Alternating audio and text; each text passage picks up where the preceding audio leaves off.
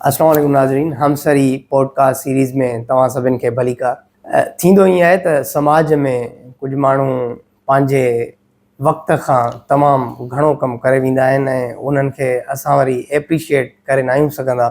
उन में हू पाण बि शायदि एतिरो मुतासिर न आहिनि हूंदा त असांखे को एप्रिशिएट कयो वञे, असांजे कमनि खे घणो हाईलाइट कयो वञे। पर कुझु माण्हू अहिड़ा हूंदा आहिनि जिन खे असां जहिड़ा माण्हू अची ऐं उहे चाहींदा आहिनि त हुननि खे हाईलाइट कजे, हुननि जेतिरियूं एफर्ट्स वरितियूं आहिनि ऐं सिंसियरली जेतिरा एफर्ट्स वरिता आहिनि उन्हनि खे असां एप्रिशिएट ज़रूरु कयूं। सो तव्हां जॾहिं हैदराबाद म्यूनिसिपल कॉर्पोरेशन जी जेका HMC वेबसाइट आहे उहा जॾहिं खोलींदव त खोलण सां ई तव्हांखे साम्हूं हिकिड़ो मैगज़ीन नज़र ईंदो।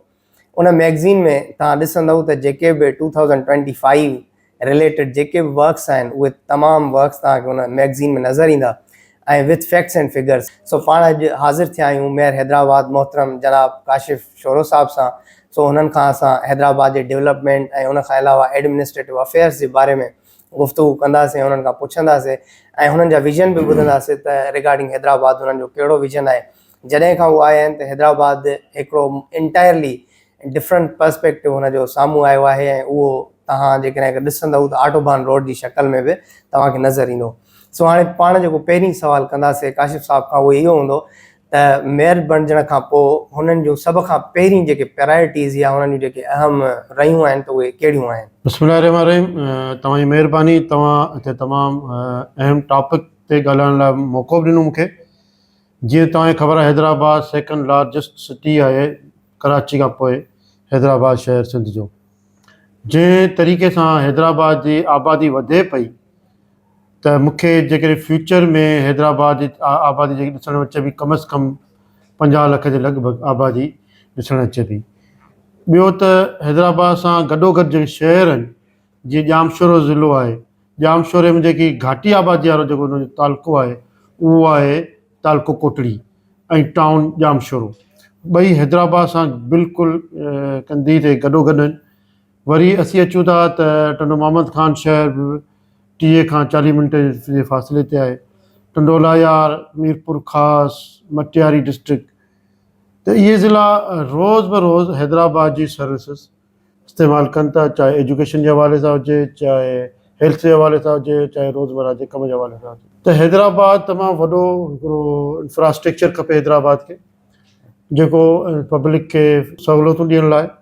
जीअं तव्हांखे ख़बर आहे हींअर हैदराबाद में रिसेंटली असां हिकिड़ो रिंग रोड हैदराबाद में पाकिस्तान पीपल्स पार्टी गवर्नमेंट ठाहियो आहे।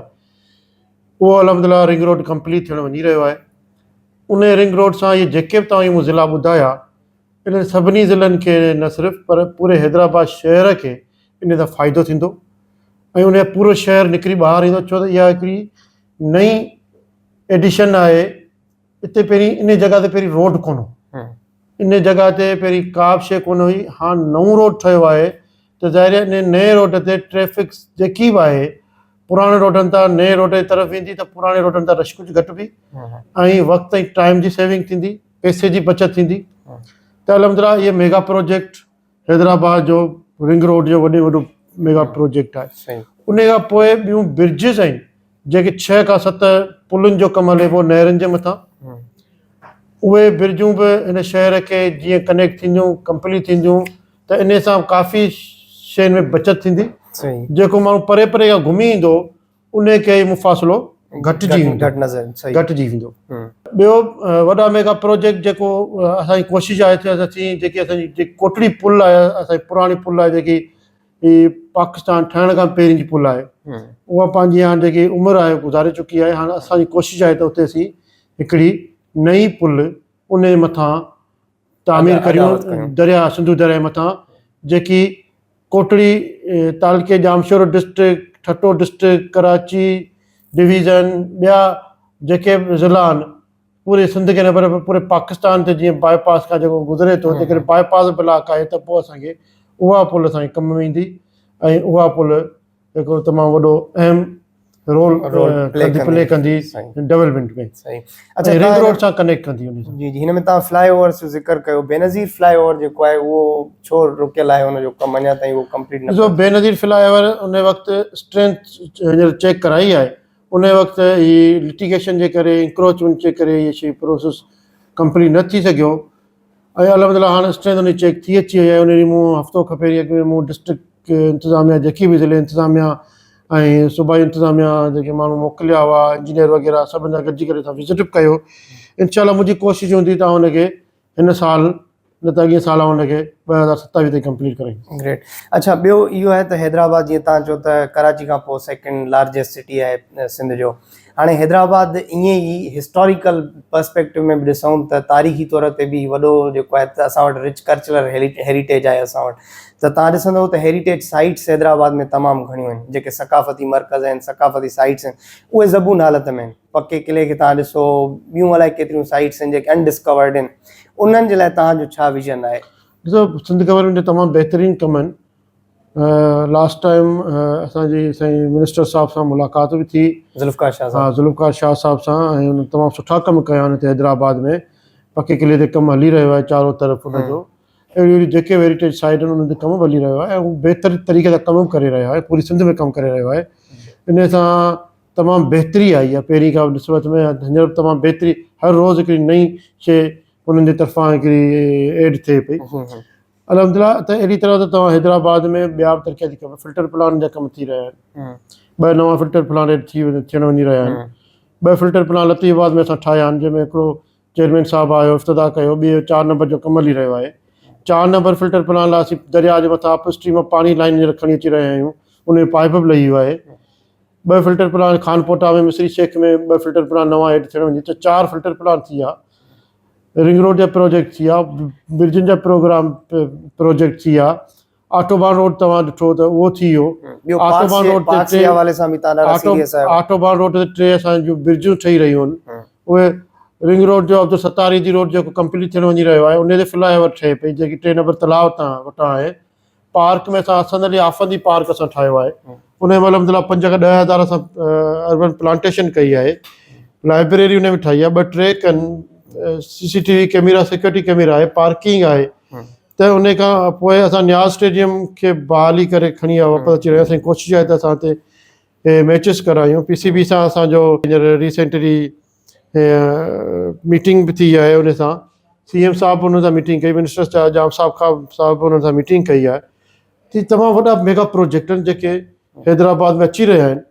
ऐं इन्हनि सां इहे तमामु जेके मूं तव्हांखे शहरी इलाइक़ा ॿुधाया, तव्हां प्रिंसली रोड ते बि इंशाल्लाह असांजो कमु अलाले चौक ते कमु हली रहियो आहे। बेनज़ीर चौक ते, बेनज़ीर चौक खां वेंदे टंडो यूसुफ ताईं, टंडो यूसुफ खां वेंदे जो पाकोला वारो फैक्ट्री वारो रोड आहे, उन रोड ताईं इहे कम असांजा कंप्लीट थी विया आहिनि। पार्क असांजा जेके ऐं लतीफ़ाबाद में नर्सरी पार्क आहे, 7 नंबर वारो पार्क आहे, पक्का किला पार्क आहे, अलमदार चौक पार्क आहे। इहे कमनि जा असांजा कंप्लीट थी रहिया आहिनि। सुप्रीम कोर्ट जो प्लांटेशन आहे असांजा 2.5 लख, उहा प्लांटेशन असांजी कंप्लीट थी वञी रही आहे। हिकिड़ो सुप्रीम कोर्ट जो वर्डिक्ट आहे, उन में इहो त तव्हां जेके बि पार्क्स आहिनि उन्हनि खे जेकॾहिं अगरि उन्हनि ते को मतिलबु उहा जीअं चइजे त कब्ज़ा माफ़ी आहे, या उन्हनि में अगरि ॿार न आहिनि, या अगरि उहे आम आवाम जे लाइ यूज़ नथा थियनि, त उन्हनि खे ख़ाली करायो वञे।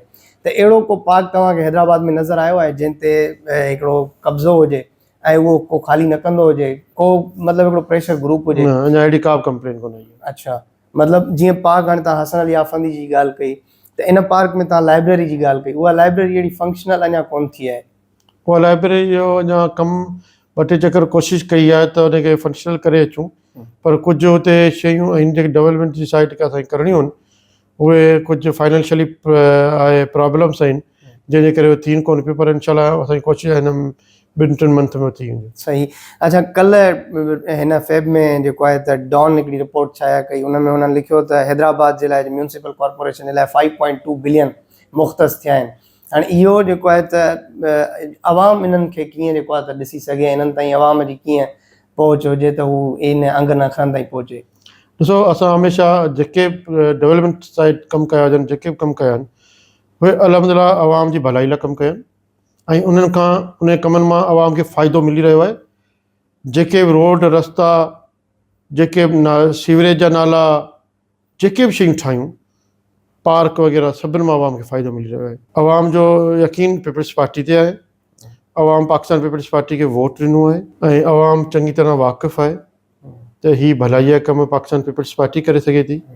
ॿिया सिर्फ़ु जेके ॻाल्हियूं कनि था उहे सिर्फ़ु ॻाल्हियुनि ताईं महदूद नो आहिनि। डाउट पीपल्स पार्टी हिकिड़ी मज़बूत पार्टी आहे। असांजे प्रोविंस खे जेकॾहिं अगरि को हिन वक़्तु बचाए बि सघियो आहे त उहो पीपल्स पार्टी बचाए बीठी आहे। हाणे तव्हां ॾिठी हींअर जेका ताज़ी सूरत हाल हुई गवर्नर हाउस में, ऐं उनखे बि जेकॾहिं अगरि टैकल कयो ऐं फेस कयो त it is only Peoples Party behind this scene. त इहो पीपल्स पार्टी जो रोल आहे। अच्छा, इन खां अलावा ॿियो तव्हां जेकॾहिं अगरि हिकिड़ी उनखे सजेशन वठो या अगरि हिनखे CSS जे लाइ फ्री अकेडमी का अगरि जेकॾहिं तव्हां हुनखे ॾिसो त मिसाल तौरु 1.5 लख रुपयो फीस आहे अकेडमीज़ जी। हिकिड़ा अंडर प्रिविलेज ॿार आहिनि, उहे फीस नथा भरे सघनि। हिकिड़ो अहिड़ो छो न जोड़िजे हैदराबाद में, इहो तव्हांजे प्रोफाइल ते तमामु वॾो कमु हूंदो, हिस्टोरिकल तव्हांजे प्रोफाइल ते हूंदो। हिकिड़ी असां फ्री CSS अकेडमी जोड़ियूं, उन में तव्हां हिकिड़ी टीम जोड़ियो। उहे ॾिसो था हींअर बि अंडर ट्रेनिंग अलाए केतिरा अहिड़ा CSS ब्यूरोक्रेट्स पास थिया आहिनि PCS। उन में ईअं थिए त उहे हिकिड़ी टेस्ट असांजे अकेडमीअ जी क्वालीफाई करे वठनि, उन खां पोइ ई उन्हनि खे फ्री ऑफ कॉस्ट असां उन्हनि खे पढ़ायूं। ऐं इहे ई मिसाल ज़ैनुल आबदीन आहे या असां वटि फयाज़ हुसैन अब्बासी साहिबु आहे, उहे ई अची हुते लेक्चर ॾेई सघनि था। ॾिसो, हिकिड़ी शइ त पाकिस्तान पीपल्स पार्टी न सिर्फ़ु सिंध पर पूरे पाकिस्तान जे लाइ तमामु घणो कुझु कयो आहे। शइ ज़ुल्फ़कार अली भुट्टे खां वठी अॼु ताईं चेयरमैन ताईं, जेकॾहिं पूरे पाकिस्तान जी हिकिड़ी मेन पार्टी रही आहे त सिर्फ़ु मेन पार्टी ताईं पार्टी रही आहे, पर उन पाकिस्तान जे लाइ तमामु घणो कयो आहे। रिसेंटली तव्हां जेको ॾिठो असांजे मुल्क जी हालातूं हुयूं, जेके भारत जेको असांजे मुल्क जे मथां हमलो कयो, त उन में चेयरमैन साहब पूरी दुनिया में हिकिड़ो मैसेज ॾिनो पाकिस्तान जे तरफ़ां। त अलहमदिल्ला उन में पाकिस्तान पीपल्स पार्टी चेयरमैन साहब कामयाबु थियो, पाकिस्तान कामयाबु थियो। ऐं पाकिस्तान पीपल्स पार्टी हमेशह लाइ अहिड़ियूं पॉलिसियूं ॾिनियूं आहिनि जेके पूरे मुल्क लाइ फ़ाइदेमंद आहिनि। न सिर्फ़ु सिंध लाइ पर पूरे मुल्क जी ॻाल्हि कई आहे। पूरे सिंध जी त हुअं ई ॻाल्हि कई आहे, पर पूरे मुल्क जी बि ॻाल्हि कई आहे। CSS वारो जेको तव्हांजो क्वेश्चन आहे, उन में तव्हां ॾिठो त असां टंडी सड़क ते जेके असां बिल्डिंग ठाराई आहे, उहा म्यूनसिपल कॉर्पोरेशन जी ज़मीन हुई। CM साहब जी मदद सां उन्हनि जे हवाले कईसीं। अलहमदिल्ला उहा बिल्डिंग तयारु थी वई, उन जो इनोग्रेशन थियो ऐं बिल्डिंग तमामु बहितर तरीक़े सां कमु करे रही आहे। हींअर हफ़्तो अॻु में CM साहब बि आयो, उन हुते हिकिड़ी लाइब्रेरी जो इफ़्तिताह कयो ऐं उहा लाइब्रेरी तमामु बहितरी तरीक़े सां कमु करे रही आहे। तव्हां वञो, उन जो फ़ाइदो वठो। ऐं अञा बि जेकॾहिं ॿिया शयूं तव्हां तजवीज़ूं आहिनि त उहे असीं गवर्नमेंट जे अॻियां सां मिली करे, सिंध गवर्नमेंट सां गॾी करे मिली करे इंशाल्लाह कोशिशि कंदासीं त उहो जेतिरो रिलीफ ॾेई सघूं रिलीफ ॾींदासीं। IBS सखर इहो इनिशिएटिव वरितो आहे, उहे ईअं फ्री ऑफ कॉस्ट ॿारनि खे पढ़ाइनि था। CSS वारनि खे मिसाल 1.5 लख फीस जेको नथो भरे सघे त उहो फ्री ऑफ कॉस्ट पढ़े थो। इहो जेकॾहिं अगरि असां हैदराबाद में करे सघूं त इज़ इट पॉसिबल? मूं तव्हां ॿुधायो जीअं लाइब्रेरी ते खुली आहे, लाइब्रेरी में तव्हां फ़ाइदो वठो। लाइब्रेरी बिल्कुलु जेके स्टूडेंट हुते वठी सघनि था।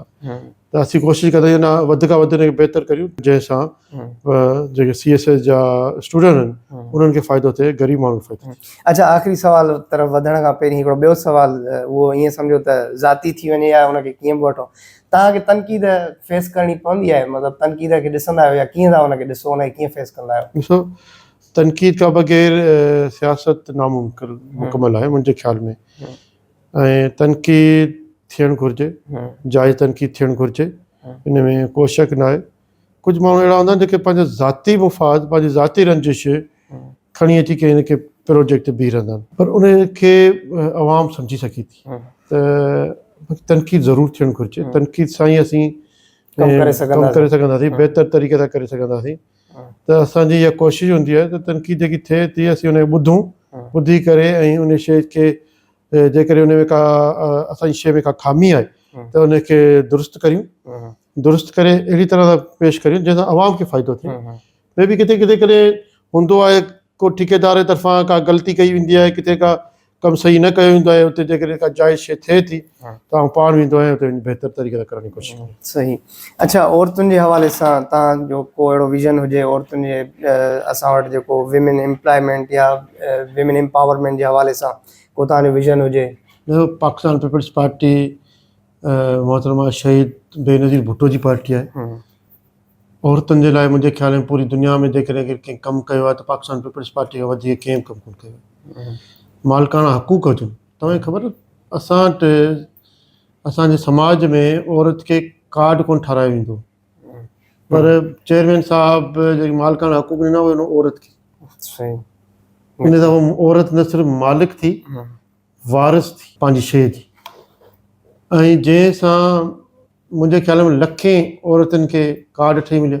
बेनज़ीर इनकम सपोर्ट प्रोग्राम खां पहिरीं औरतुनि जा कार्ड कोन ठहियल हुआ, अलहमदिल्ला औरतुनि जा कार्ड ठहिया, तस्लीम थियूं, रजिस्टर्ड थियूं, वोट जे एक्सेप्ट थियूं त हीअ औरत हिनजी धीउ आहे, हिन जी घरवारी आहे, हिन जी माउ आहे। पहिरीं हिन शइ जो तस्वर ई कोन हो।